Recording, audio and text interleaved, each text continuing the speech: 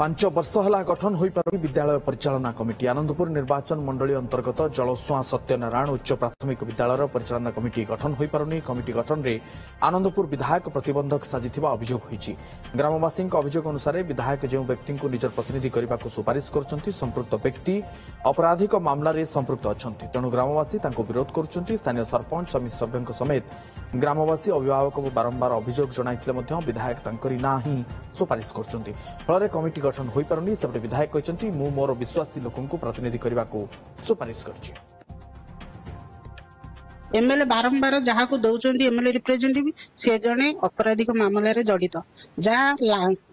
आईन रे ना जे अपराधिक मामलें जे जड़ित थी एमएलए रिप्रेजेंटेटिव रही पारे। 30 तारिख दिन पुणी ग्रामवासी बसिकी समस्त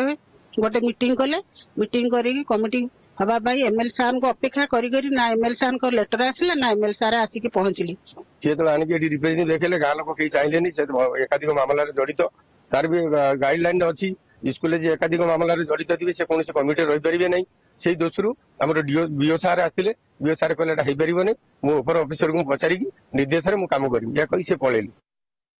एमएलए जहाँ को विश्वास अच्छी दब आप बाकी कहते समस्या से क्रिमिनाल एमएलए को किसी डॉक्यूमेंट अच्छी कि से क्रिमिनाल बोली एमएलए रिप्रेजेंटेटिव अर्थ कौन मोर जहाँ को विश्वास हम देवी ना आपण मैंने मत फोर्स करेंगे अलबत तुम आपको न देखिए दियो बोली।